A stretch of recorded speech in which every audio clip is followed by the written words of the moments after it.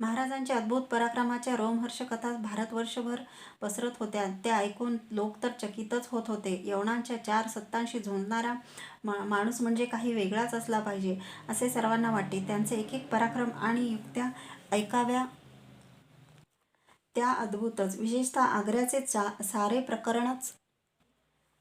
प्रकरणच जगाला थक्क करीत होते. आणि असा हा अचाट बुद्धीचा व अलोट शौर्याचा शिवाजी राजा धर्मसंस्थापनेसाठी स्वराज्य मिळवीत आहे व तो प्राचीन राजांच्या मालिकेत शोभावासा पुण्यश्लोक राजा आहे अशी कीर्ती सर्वत्र पसरली होती.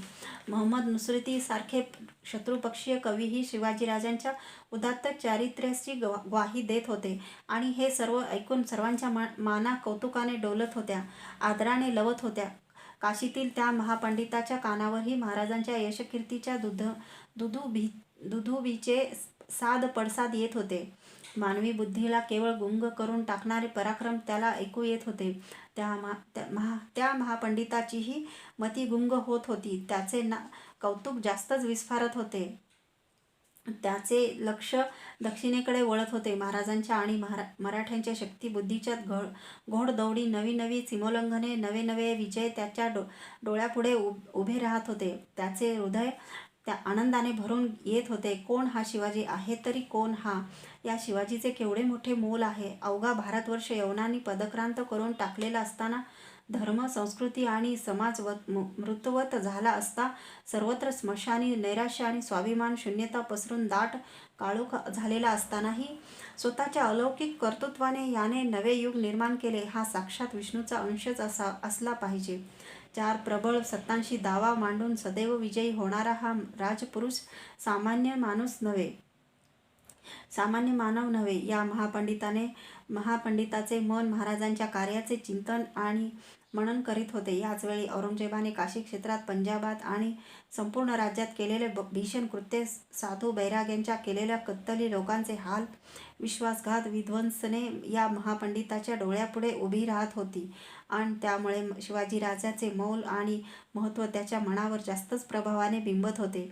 या पुरुषोत्तम राजाचे प्रत्यक्ष दर्शन आपण घेतलेच पाहिजे अशी तीव्र इच्छा, आतुरता या पंडितांच्या मनात उफळली. त्याने निश्चयच केला. तो उठला. तो स्वतः होऊन महाराजांच्या दर्शनासाठी काशीहून महाराष्ट्रात येण्यास निघाला. कोण हा पंडित? नाव काय त्याचे? अहो, हे फार थोर पंडित, साक्षात वेदो नारायणच, श्री काशी क्षेत्रातील अग्रपूजेचे अधिकारी, प्रकांड पंडित, वेदांत सूर्य, महामीमांसक, विद्वच्चूडामणी, वेद विद्या कंठाभरण, ज्ञानभास्कर, विश्वमित्र, गोत्रोत्पन्न, भट्ट वंशदीपक, श्रीमंत विश्वेश्वर भट्ट, बिन दिवाकर भट्ट उर्फ गागा भट्ट, सकल विद्यांचे स्वामी, शब्दसृष्टीचे ईश्वर, याचा इतिहास फार थोर. हे गागा भट्ट उर्फ विश्वेश्वर भट्ट वास्तविक मूळचे पैठणचे राहणारे महाराष्ट्रीय देशस्थ ऋग्वेदी ब्राह्मण. यांचे भट्ट घराणे फार श्रेष्ठ परंपरेतील. वेदविद्येची सेवा व ज्ञानाचा प्रसार करण्यासाठीच या घराण्याने पिढ्यामागून पिढ्या खर्च केल्या. यांच्या घराण्यातील बहुतेक सर्व पुरुष विद्वान निघाले. या घराण्याने अपार ग्रंथनिर्मिती केली. विविध गहन प्रश्नावर ग्रंथ लिहिले. या घराण्याला केवळ काशी क्षेत्रातीलच नव्हे तर अखिल भारत खंडातील विद्वानांत मोठा मान होता. गागा भट्टांनी तर या कीर्तिशिखरावर कळस चढविला होता. त्यांना श्रीमध्ये अग्रपूजेचा मान होता. याचे खरे नाव विश्वेश्वर, परंतु याचे वडील दिवाकर भट्ट हे त्यांना कौतुकाने गागा म्हणत आणि मग तेच रूढ झाले. यादवांचे रामराज्य बुडाले. पारतंत्र्य आले. मोठ्या प्रयासाने ब्राह्मण वर्ग आपली वेदविद्या, संस्कृताध्ययन आणि व्रताचरण टिकवीत होता. अनेकांची वाताहात झाली. याच वेळी गागा भट्टाच्या आजोबांचे आजोबा रामेश्वर भट्ट ज्ञानार्जनासाठी खूप ठिकाणी फिरले. विजयनगरचा विख्यात सम्राट कृष्णदेवराय याच्या पदरीही काही काळ ते राहिले होते. पुढे ते काशी क्षेत्री कायमचे जाऊन राहिले. तेव्हापासून हे मराठी पंडित घराणे काशीतच होते. काशीच्या विश्वेश्वराचे मंदिर पूर्वी सुलतानांनी उद्ध्वस्त केले होते. या रामेश्वर भट्टाचे पुत्र नारायण भट्ट यांनी पुन्हा श्री विश्वेश्वराची स्थापना केली आणि तीच स्थापना नुकतीच औरंगजेबाने उखडून काढली. हे नारायण भट्ट म्हणजे गागा भट्टाचे प्रत्यक्ष पणजोबा. काशी विश्वेश्वरावर औरंगजेबाने आघात केलेला पाहून गागा भट्टांना काय वाटले असेल? त्यांना महाराजांचे मोठेपण अधिकच पटले असेल. गागा भट्टांच्या घराण्याचा विस्तार खूपच मोठा होता. अनेक शाखा, चुलत शाखा होत्या. त्यात विशेष आश्चर्याची व कौतुकाची गोष्ट अशी की ही बहुतेक सर्व भट्ट मंडळी प्रगाढ विद्वान होती व त्यांनी प्रचंड ग्रंथ निर्मिती केली होती. एकाच घराण्यात प्रत्येक पिढीत सर्वजण इतक्या श्रेष्ठ योग्यतेचे व्हावेत हे खरोखरच विशेष. गागा भट्टांचे वडील दिवाकर भट्ट हे महापंडित तर होतेच, पण थोर ईश्वर भक्तही होते. त्यांनी आपला देहच बिंदू माधवाच्या पदारविंदी मिलिंदायमान केला. सर्व भारतीय शास्त्री पंडित आणि उत्तरेकडील राजे या भट्टकुलाला मान देत. गागा भट्टांचा मान तर फारच मोठा होता. त्यांची ग्रंथसंपत्ती विपुल होती. त्यांचे मुख्य विषय मीमांसा व धर्मशास्त्र हे होते. मीमांसा कुसुमांजली, भट्ट चिंतामणी, राकागम, दिनकरोद्योत, निरूढ पशुबंध प्रयोग, पिंडी पितृयज्ञ प्रयोग, सुज्ञान दुर्गोदय, समयनय वगैरे वगैरे कितीतरी शास्त्रीय ग्रंथ त्यांनी लिहिले होते. नवे लिहित होते. ते स्वतः उत्तम संस्कृत कवी होते. असा हा एक सकल शास्त्राचा गोसावी, प्रति बृहस्पती, सकल विद्वानांचा सम्राट, कलियुगीचा ब्रह्मदेव शिवाजी महाराजांच्या दर्शनासाठी स्वतः होऊन निघाला. लवकरच गागा भट्ट गौतमीच्या तीरी नाशिक येथे येऊन पोहोचले आणि महाराजांना ही वार्ता समजली. काशीचा एक एवढा मोठा पंडित इतक्या दूर केवळ आपल्या भेटीसाठी आपल्या चरणचालीने येत आहे हे ऐकून महाराजांनी गागा भट्टांना मानाने रायगडावर घेऊन येण्यासाठी आपले उपाध्याय व कारकून मोठ्या लावाजमीनीशी नाशिकला रवाना केले. इसवी सन 1673 अखेरीस मोठ्या आदराने राजपुरोहितांनी गागा भट्टांची भेट घेतली आणि मोठ्या सन्मानाने त्यांना रायगडास आणले. गागा भट्टांची स्वारी गडासन्निध आल्यावर महाराज स्वतः जातीने आपल्या मंत्र्यासह सामोरे गेले. गागा भट्ट महाराजांच्या भेटीसाठी उत्सुक झाले होते. तेवढ्यात तो प्रौढ प्रतापी पण नम्र शिवराजा आपले स्वागत करण्यासाठी आलेला त्यांनी पाहिला. प्रगाढ विद्वत्ता आणि प्रचंड शौर्य याची भेट झाली. संस्कृतीचे दोन महानद प्रेमादराने उचंबळून एकमेकास भेटले. महाराजांनी अतिशय श्रद्धेने गागा भट्टांचे स्वागत केले, सन्मान केला. सर्व लावजम्यासह त्यांना घेऊन महाराज गडावर आले. महाराजांनी गागा भट्टांची पूजा केली. असे कोणी थोर ऋषी महर्षी घरी आले असता त्यांचे स्वागत पूजनाने करावयाचे अशी भारतीय संस्कृती होती. महाराजांनी गागा भट्टांची राहण्याची व त्यांना जरूर त्या गोष्टीची व्यवस्था गडावर केली. गागा भट्ट संतुष्ट झाले. शिवाजी राजाविषयीच्या त्यांच्या कल्पना यथार्थ ठरल्या, किंबहुना त्याहूनही अधिकच. हा पुरुष खरोखर काही वेगळाच आहे हे त्यांना दिसून आले. राजाचा राज्योद्योग, त्याचा लोकसंग्रह, साहित्यसंग्रह, त्याचे राजकारभार, राजाची न्यायी, निस्पृह, धर्मपरायण, सततोद्योगी, सावध, उपभोग निवृत्ती, निर्व्यसनी, शांत, गंभीर, निगर्व वर्तणूक, राजाची सर्वस्पर्शी बुद्धी, त्याचे आरमार, किल्ले, सैन्य, पागा, 18 कारखाने, समृद्ध खजिना, सुखी व संतुष्ट प्रजा वगैरे सर्व पैलूमुळे गागा भट्टांना प्रत्यक्षात घडलेले राजांचे दर्शन अधिकच आनंददायक व आदरणीय वाटले. मुख्य म्हणजे शून्यातून निर्माण केलेला या राजाचा उपभोग, या सर्व प्रचंड उद्योगाचा हेतू व संकल्प केवढा उदात्त होता. धर्म संस्थापना, स्वराज्य संस्थापना, प्रजेचे अपत्यवत पालन, संत सज्जनांचे रक्षण, तीर्थक्षेत्राचे व देशाची मुक्तता, सर्वेपि सुखीन संतु. गागा भट्टांनी राजांचे संपूर्ण अंतःकरणच ओळखले. जे कार्य रामाने केले, श्रीकृष्णाने केले, तेच कार्य या पुरुषोत्तमाने केले आहे व तो करीत आहे. त्याच्या चरित्राला उपमान नाही. हा केवळ पुण्य पुरुष. गागा भट्टांनी राजाचे नेमके ऐतिहासिक मोल जाणले आणि एक नेमका महत्त्वाचा विचार अचानक त्याच्या बुद्धीतून स्फुल्लिंगासारखा बाहेर आला होत. कोणता विचार? या राजपुरुषाला सिंहासन नाही, याला अद्याप राज्याभिषेक झालेला नाही. का नाही? का नाही? मुसलमान बादशाह तख्ती बसून मस्तकावर छत्र धरवून पातशाही करीतात आणि शिवाजीराजे यांनाही 4 पातशाही दबाविल्या आणि 5 लाख घोडा लष्कर गडकोटे ऐसे असता त्यास तख्त नाही, ही काय गोष्ट आहे? गेल्या कित्येक शतकात असा पराक्रमी पुरुष झालेला नाही. याने तर प्राचीन भारतीय थोर राजांच्या तोलाचे कार्य केले. उन्मळून उद्ध्वस्त झालेल्या या देवता भूमीच्या संस्कृतीचा संसार पुन्हा नेटका मांडला. सडे शिंपले देवघरात देव मांडले, वृंदावनास तुळस लावली, गोठ्यात गाय बांधली, नंदादीप लावले, 4 वर्णाची व 4 आश्रमाची प्रतिष्ठा वाढवली, कोणावर अन्याय म्हणून उरू दिला नाही, सर्वामुखी मंगल बोलविले, सर्वात मुख्य म्हणजे पारतंत्र्य नष्ट केले, स्वराज्य, धर्मराज्य, रामराज्य, शिवराज्य निर्माण केले. अन अशा राजाला सिंहासन नाही, छत्र नाही. केवढीही उणीव! छत्र सिंहासनाशिवाय राजाला पूर्णत्व नाही. शिवाजी राजाला राज्याभिषेक झाल्याशिवाय त्याच्या युगप्रवर्तक कार्याचे महत्त्व जगाला समजणार नाही. राजाच्या मस्तकावर छत्र झळाळलेच पाहिजे. मराठा राजा सिंहासनावर बसलाच पाहिजे. गागाभट्टांनी स्वराज्याच्या नेमक्या नाडीवर बोट ठेवले. राजाला राज्याभिषेक झाल्याशिवाय जगाची मान्यता नाही. एक वेळ जगाची मान्यता न मिळाली तरी पर्वा नाही, पण स्वतःच्या प्रजेची मान्यता हवीच. त्याशिवाय सार्वभौमत्वाचा साक्षात्कार होत नाही. त्याशिवाय राजाची शाश्वतता पटत नाही. आणि गागाभट्टांनी ठरविले की महाराजांना सांगायचेच की राजा, तू राज्याभिषेक करून घेतलाच पाहिजेस. त्याशिवाय तुझ्या बहुमोल कार्यास पूर्णता नाही.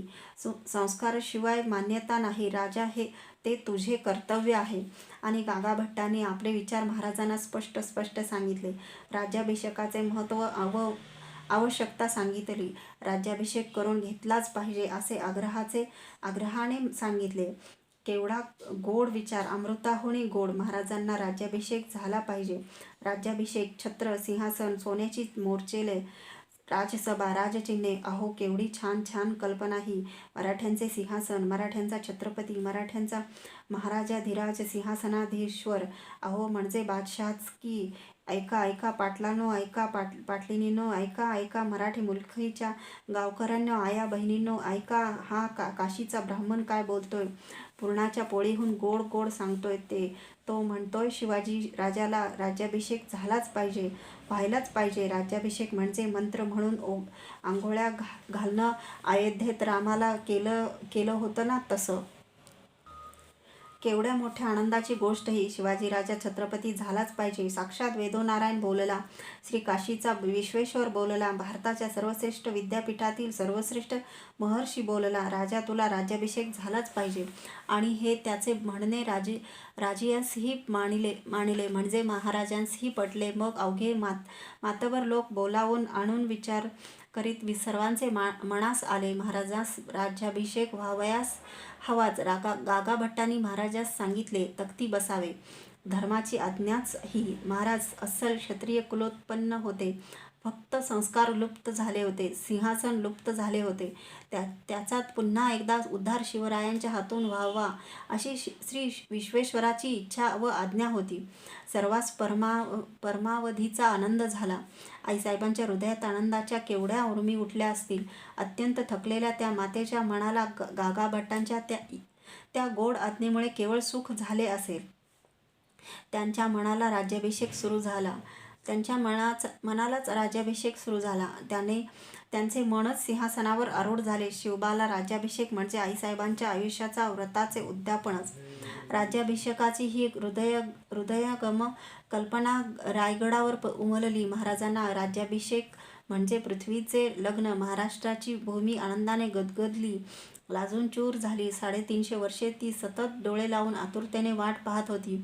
अपहरणातून तिला सोडविणाऱ्या शिवराजावर तिचे मन पुरेपूर जडले होते. राजा तिला एकदम आवडला होता. पण बोलायचे कोणापाशी? लाज वाटते मुलींना बोलायची. पण त्यांच्याशीच ठरले आणि महाराष्ट्र भूमीचे सर्वांग रोमांचित झाले. राज्याभिषेकाची वार्ता चोफेर आनंद उधळीत उधळीत गडागडावरून धावत निघाली.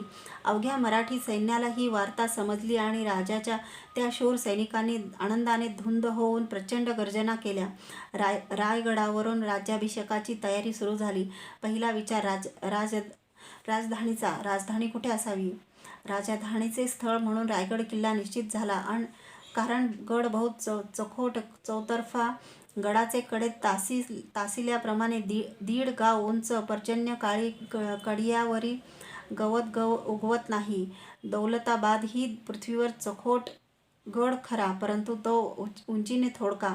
दशगुणी रायगड उंच. महाराज रायगडावरच बहुत संतुष्ट झाले व बोलले, तख्तास जागा हाच गड करावा. रायगडावर महाराजांनी 18 कारखाने, 12 महल वगैरे सर्व इमारती यापूर्वीच सुसज्ज केलेल्या होत्या. पण आता खास राज्याभिषेकासाठी विशाल राजसभा मंदिर बांधणे जरूर होते. त्याप्रमाणे महाराजांनी स्वराज्याचा इमारत खात्याचा सुभा हिराजी इंदुलकर यांचा राजसभा, श्री जगदीश्वराचे मंदिर वगैरे वास्तू बांधण्याची आज्ञा केली.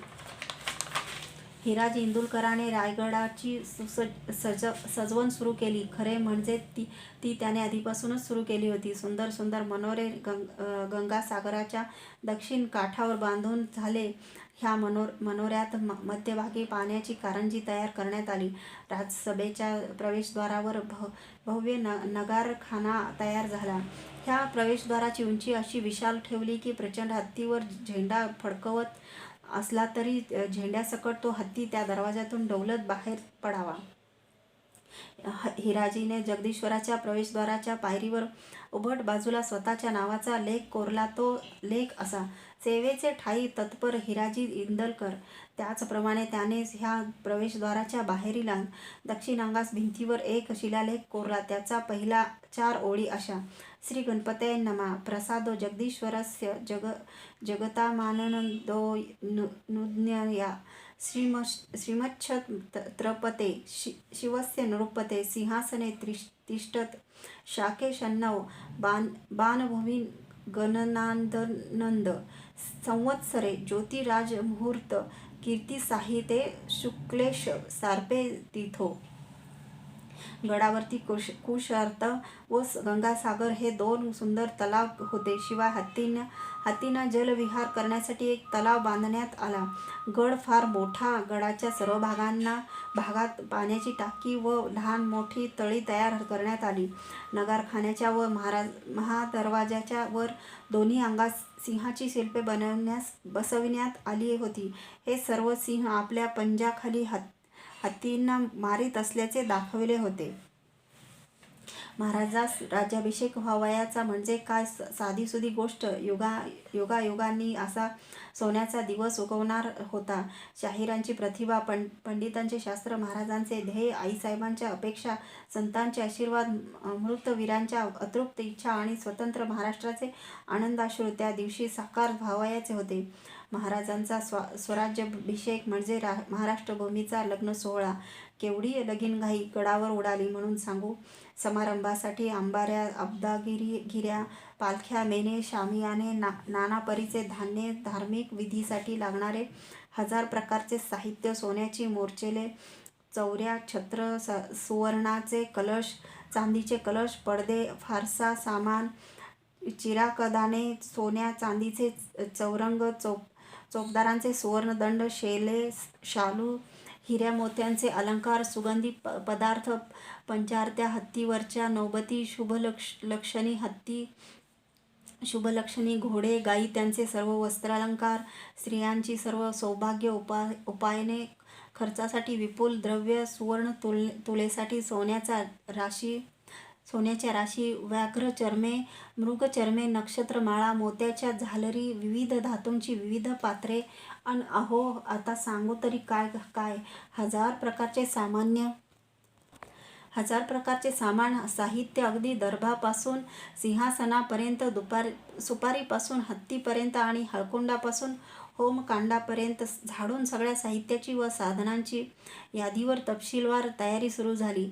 सरकारकून पंत पेशव्यापर्यंत एकूण एक मंडळी राज्याभिषेकाच्या तयारीसाठी कमरा बांधून झटू लागली आणि हे सर्व काम नित्याच्या राज्यकारभार सांभाळून करावायचे होते. उसंत उरली नाही कोणाला. गागा भट्टांच्या हाताखाली महाराजांचे खुद्द राजोपाध्ये बाळंभट अरवीकर हे सतत उभे राहिले आणि महाराज काय करीत होते. रायगडावर त्यांच्या राज्याभिषेकाची तयारी चालू होती आणि ते गढले होते स्वराज्याच्या संरक्षणाच्या आणि विस्ताराच्या योजनेत. महाराजांचे लक्ष सरहद्दीवरती भिरभिरीत होते. मोगली सैन्याचे चाळे काय चालले आहेत, जंजिऱ्याच्या सिद्धी काय कारस्थाने करतो आहे, आपले आरमार कुठे व कशी गस्त घालीत आहे. विजापूरकरांचा तो बहलोल खान पुन्हा करवीरच्या आघाडीवर स्वराज्याच्या रोखाने येत आहे. तो सुटला आहे. तो स्वराज्याला तोशीस देणार, हमखास देणार अशा बातम्या येऊन धडकल्या आणि महाराजांच्या मस्तकाची चिडणे सणक उठली. बहलोल खान ज्याला प्रतापरावाने दया दाखवून सोडले तो महाराज खवळले आणि